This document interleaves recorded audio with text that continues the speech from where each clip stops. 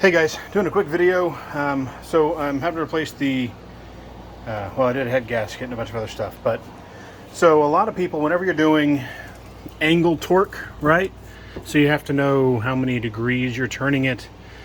So if you look right here, I've got a mark on my extension. Drop it down. It lines up perfectly with the mark right here. Same with back here.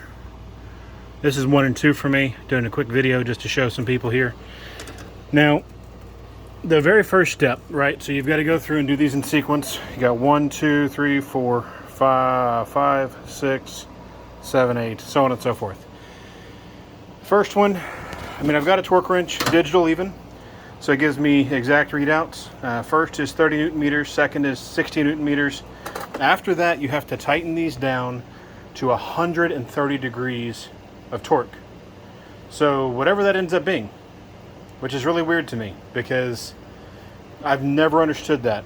Like, you want precise, but all of a sudden there could be huge variations at 130 degrees depending on whatever. Anyways, easy way to fix it. Quick video. So I've got it marked right here, right? So all your bolts, here's my old head bolt. So your bolts are 6-sided. 1, 2, 3, 4, 5, 6. So if you had a 6-sided socket, every time you pick up your socket and go to turn it, it would drop back down at 30 degrees because 6 and 2, 360, it's 60 degrees. So each turn is 60 degrees on a 12. Not a 6. I'm using a 12 because I want a little bit more precise measurements here.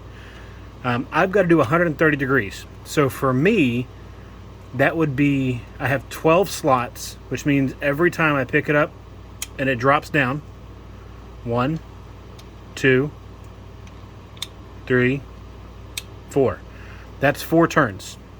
With 4 turns, whenever I put the wrench on and bring this around to tighten, once it's here, that is exactly 120 degrees.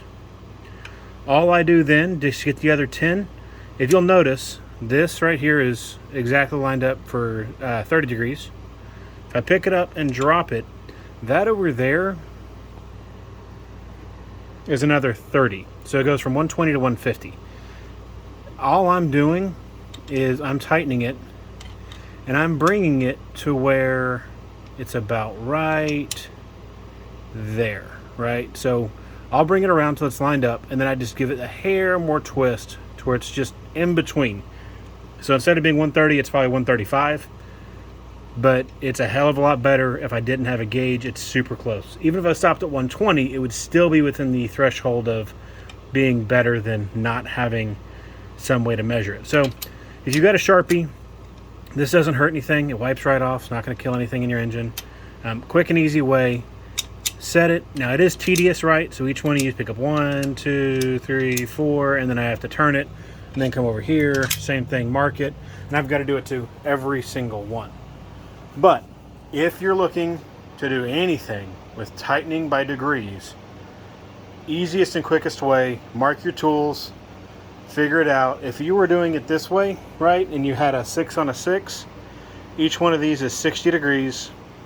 I know that if I mark halfway in between, I can get a 30 degree turn, so on and so forth. Then you can kind of guesstimate. But I like having a 12 point. It does give you a little bit more finer tuning on those degrees. But anyways, hope this video helps somebody. I'm in the process of rebuilding my son's Volvo S40. It's a 2005. Inline 5, as you can see here. Super weird engine. Non-turbo. Literally have to remove a motor mount, jack the motor up and down just to remove the water pump. It's been hell. Anyways, so quick tip. Again, mark it. Divide it by 360. You'll know what a full rotation is. Make sure you get a good torque wrench. I went AC Delco. I know I went cheap. It's $100, but it's digital. Better than any analog out there. I'd go digital just because. Yeah, so hope this helps somebody. And outside of that, I mean, it's super simple. If you have any questions, post them down below. If there's anything you're working on and you've got questions, I work on just about everything. I just don't make a lot of videos. I've been sitting here scratching my head trying to figure out how can I do this and get it precise? How can I get it super close? I was really stressing on getting it 130 degrees. I was like, well, if I start my wrench here and I end it all the way, oh, well, I can't go that far, because then if I'm locked in, I'm going to hit interference. So from here to there,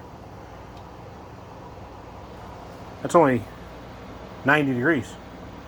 And then I'd have to pull it back or start exactly on half and like try to measure it off and not hit anything, but then I'd have interference, because if I'm hooked on here, I will have interference. If I hooked all way over here, there's going to be interference somewhere. So I wanted to have a fail-safe solution that I can break down, do the math.